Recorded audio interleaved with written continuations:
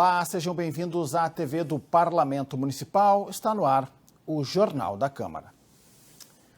Um levantamento realizado pela Fundação Instituto de Pesquisas Econômicas, AFIP, mostra que Porto Alegre está entre as cidades brasileiras que mais registraram alta no preço do aluguel residencial.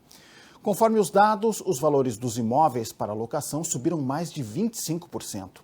O repórter Gilberto Caetano foi pesquisar as razões que levaram a esse reajuste e nos traz mais detalhes. Porto Alegre fechou o ano de 2024 na terceira colocação entre as cidades brasileiras que tiveram um maior aumento aí no preço do aluguel residencial.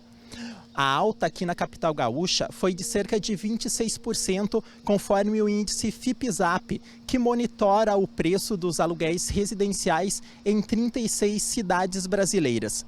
Para entender os motivos que levaram a essa alta e também saber dicas aí para contornar essa situação, eu converso agora com o professor Alessandro Miebach, que é do programa de pós-graduação em Ciências Econômicas da Universidade Federal do Rio Grande do Sul. Professor, quais os principais motivos que levaram a essa alta aqui no aluguel residencial na capital gaúcha? A gente tem um conjunto de motivos relevantes nesse processo, né? A gente tem uma redução da oferta de imóveis para aluguel, existe uma mudança no mercado imobiliário, que é um fator específico da cidade.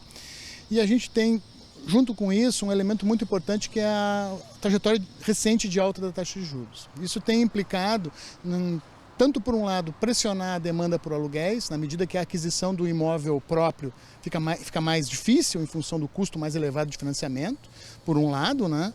E por outro lado, também inibe alguns tipos de modalidades de empreendimento imobiliários novos. Então, o efeito da taxa de juros, digamos assim, do ponto de vista mais macroeconômico, né, ele impacta o mercado imobiliário, né, tanto aumentando a demanda por aluguéis residenciais, quanto reduzindo a oferta de imóveis novos para a moradia, né. Então, esse é um elemento bastante importante, a questão da taxa de juros, né, que é comum, que impacta, digamos assim, o mercado imobiliário em todo o país, né. Então, é um elemento importante nessa dimensão. Professor, muitas pessoas imaginam que o impacto das enchentes que aconteceram aqui na capital no ano passado tiveram aí influência nesse índice. Vocês observam algum impacto realmente que pode ser detectado? O efeito da enchente não nos parece estar impactando diretamente os preços. O que pode estar ocorrendo é alguma mudança em termos relativos entre algumas regiões da cidade. Alguma redução de procura em algumas regiões, algum aumento de procura em outras, né? Inclusive alguma propensão maior a realizar empreendimentos em alguma região e não em outras. Agora, entretanto, a questão no sentido agregado, nos parece mais derivada dessas mudanças nas condições de acesso, né, à moradia, tanto em função da taxa de juros operar, como mencionei antes, uma forma de restrição à aquisição do imóvel novo, né, e muitas famílias, na medida que não conseguem adquirir imóvel novo, tendem a pressionar por demandar aluguéis, e isso abre espaço para elevações de preço. Professor, as restrições que foram impostas aí para programas habitacionais por parte do governo, do poder público, também tem um impacto sobre essa questão dos aluguéis, né? Porque com condições menos favoráveis aí para aquisição, financiamento, as pessoas acabam tendo que locar um imóvel. O que a gente observa, né? A renda média brasileira não é muito elevada. Então, nesse sentido, a aquisição de imóveis, em geral, ela é muito beneficiada por programas públicos, né? Porque ela faculta o acesso de camadas da população com renda menor ao financiamento imobiliário, né? O que acontece, né? Na medida que a gente tem um cenário de elevação dos juros por um lado e também uma certa pressão em termos de restrições fiscais por parte do governo, existe esse efeito. Na medida que os subsídios públicos para acessar o imóvel, ou seja, o financiamento público, os programas públicos, são essencialmente programas no qual o governo aporta recursos, né, de maneira via crédito ou via condições especiais, facultar o acesso das pessoas. Na medida que o governo restringe seus gastos, a gente tem como efeito, vai ser um menor acesso, um menor volume de recursos direcionados para essas linhas de crédito, né? Isso impacta a oferta também. Então, por exemplo, um elemento importante para aumentar o acesso à moradia, ao imóvel próprio, seria o acesso a recursos públicos, né? Isso, de fato, a gente tem um conjunto de restrições nessa atual conjuntura associada a isso. E quanto às perspectivas, professor, agora para a gente encerrar, para esse ano de 2025, é uma situação complicada, mas vocês vislumbram alguma queda aí no preço dos aluguéis, uma redução aí na velocidade do aumento? A cidade de Porto Alegre não tem apresentado um crescimento populacional muito específico. Os últimos dados do censo mostram isso, né? A gente não tem uma expansão da população, né? A gente tem um envelhecimento da população na cidade e no estado, né? Nesse sentido, não parece que tu vai ter algum aumento, uma intensificação maior da demanda causada por motivos que não sejam o da taxa de juros. Então, digamos, a variável fundamental que a gente deve acompanhar no sentido de ver como vai evoluir o mercado imobiliário é a taxa de juros. Uma eventual queda da taxa de juros seria bastante favorável, faculta um acesso maior a imóveis próprios. A tendência que a gente observa, pelo menos ao longo dos próximos meses, não é necessariamente queda de taxa de juros, muito antes pelo contrário. Parece que a gente vai ter uma manutenção ou mesmo um aumento da taxa de juros. Em se confirmando esse cenário, a tendência é que o mercado continue pelo menos nesses patamares de preço, sem baixo. Não é difícil apostar que vai continuar subindo os aluguéis, mas a questão é que, mantendo a taxa de juros, eles não vão baixar. Perfeito, muito obrigado, professor. Este, então, foi o professor Alessandro Miebach, do Programa de Pós-Graduação em Ciências Econômicas da Universidade Federal do Rio Grande do Sul. Durante a sessão extraordinária, na última terça-feira, o plenário recebeu o secretário estadual do Trabalho e Desenvolvimento Profissional, Gilmar Socella. O secretário apresentou aos parlamentares um termo de cooperação para uma busca ativa dos microempresários atingidos pela enchente que ainda não sacaram os recursos do programa MEI Calamidade RS e também não usufruíram da consultoria empresarial gratuita oferecida pela PUC. Socella pediu ainda a colaboração dos vereadores na divulgação do acordo. Nós temos 1.101 MEIs microempresário individual, dos 4.568 que foram atingidos pelas enchentes, que não sacaram o recurso ainda na Caixa Econômica Federal. Você que está nos assistindo, de repente, tem recurso na Caixa esperando por ti lá. Acesse, baixa o aplicativo, bota o teu CPF, que é o programa que o governo do estado criou para beneficiar, auxiliar os microempreendedores individuais. Como é que é o programa? Consiste numa etapa primeira, que é R$ 1.500, que foi depositado desde o dia 22/7 nas contas dessas MEIs na Caixa Econômica Federal. Contratamos a PUC. Por que a consultoria pela PUC é importante? Porque 18% das pequenas empresas deixam de existir no primeiro ano, eu uso uma expressão forte até, morrem, desculpa, né? Mas deixam de existir no primeiro ano por falta de gestão, mercado e crédito.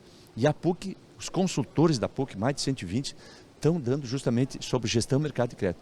Aí faz um diálogo de 9 horas com o empreendedor, ele vai ver que tipo de reforço, de orientação ele precisa, depois sai um plano de negócio, inclusive, olha, teu negócio tu pode encaminhar por aqui. Os depoimentos são fantásticos de quem já realizou.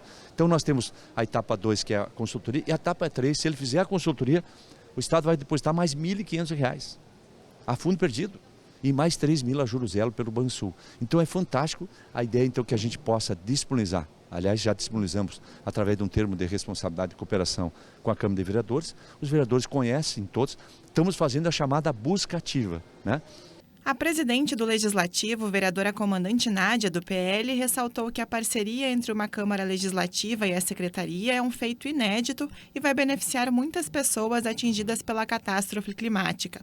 A parlamentar sugeriu ao secretário a divulgação dos bairros de quem ainda não sacou o auxílio para que os vereadores eleitos por essas comunidades possam ajudar a difundir a informação.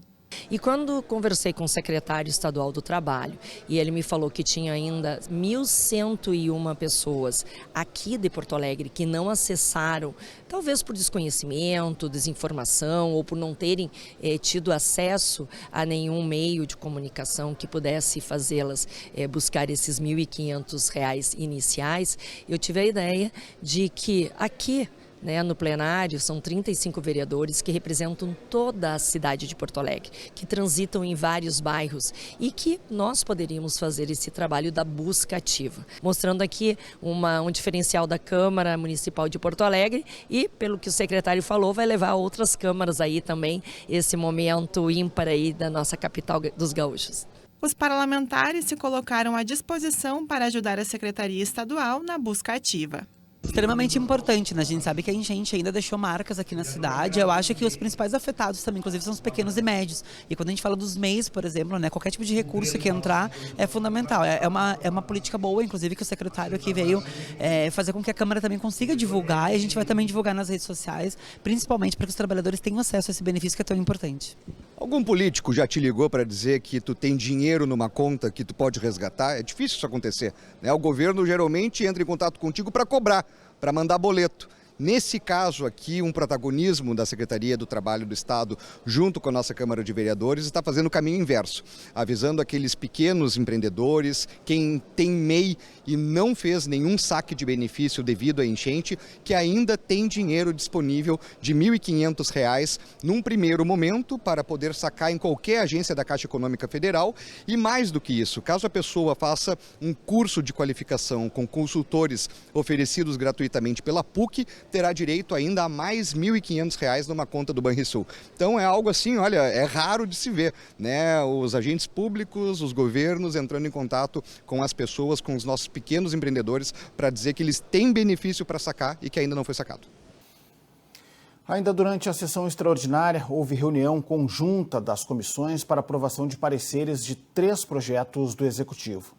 As propostas tratam da extinção da FASC, alterações no DEMAI e mudanças em secretarias. Também na terça-feira, o vereador suplente Marcelo Esgarbosa, da Rede, tomou posse. Ele substitui a vereadora Karen Santos, do PSOL, que está de licença. A presidente do Legislativo, vereadora comandante Nádia, do PL, participou da cerimônia de abertura do 10º Fórum Social Mundial da Pessoa Idosa. O evento ocorre até esta sexta-feira. O fórum busca criar um espaço de debate para diversos assuntos pertinentes a respeito do envelhecimento da população. A presidente da Câmara, a vereadora comandante Nádia, do PL, lamenta que o evento não possa ter atividades no Palácio Aloísio Filho, em função do prédio ter sido inundado na enchente de 2024, mas reforça o comprometimento do Legislativo Municipal com a causa. Infelizmente, esse ano não conseguimos fazer o fórum lá na Câmara, como era costumeiro, mas viemos aqui à Assembleia Legislativa trazer o nosso abraço, o abraço dos 35 vereadores que compreendem a importância da pessoa com mais idade. Na questão da saúde, na questão do divertimento, na questão da cultura, do turismo, do empreendedorismo, muitos idosos aí empreendendo na idade melhor, na terceira idade, e também na questão da segurança pública para o nosso idoso. Com o avanço da medicina, as pessoas têm cada vez mais longevidade e o mundo passa por um processo de inversão da pirâmide etária. De acordo com o IBGE, em 2060, as pessoas idosas representarão 1/4 da população brasileira. Por isso, a relevância das mais de 80 atividades do Fórum, que incluem palestras, oficinas, jogos esportivos e até sessão de cinema. Chamada à consciência dos administradores, dos legisladores, porque a questão do envelhecimento é um tema mais ou menos novo, mas é fundamental que haja um planejamento, que haja uma tomada de decisões, que haja um aporte de recursos, porque quando é feito antes é muito melhor que quando é feito depois. Possa divulgar os direitos das pessoas idosas, as necessidades das pessoas idosas e que a gente possa juntamente, né, discutir as coisas. O não envelhecer é morrer. Eu espero que ninguém queira morrer aos 30, 40 anos, todo mundo chegue aos 80, 90, 100 anos. A Câmara de Vereadores, mais do que projetos, mais do que frentes parlamentares, tem o dever fazer a fiscalização das políticas públicas que estão sendo apresentadas e oferecidas aí para esse setor, né, para esse segmento de idosos que tem crescido cada vez mais. O vereador Pedro Ruas, do PSOL, também esteve presente no evento de abertura. O parlamentar participou de uma mesa sobre o idadismo nas relações de trabalho. Como fica a relação de trabalho do idoso depois de aposentado, a nova relação? Então, geralmente, as aposentadorias elas não conseguem prover as necessidades de sustento do idoso e sua família ou ele próprio sozinho. Então, normalmente, via de regra, há o segundo emprego, o emprego de quem já se aposentou. E esse é um tema que gera uma série de controvérsias, como, por exemplo, a Previdência. Ela não paga de novo a nova aposentadoria. não paga outra, paga só a mesma. Então é uma situação precária a de trabalho, mas que a gente pretende, de alguma maneira, que a legislação se modifique nesse sentido. Confira a programação completa dos próximos dias de fórum no site forumsocialmundial.com.br. O Jornal da Câmara de hoje fica por aqui. Mais informações do Legislativo você confere no site da Câmara de Vereadores de Porto Alegre. Acesse também o YouTube da TV Câmara. Muito obrigado pela sua audiência. Você já sabe, a gente se encontra na próxima edição. Até lá!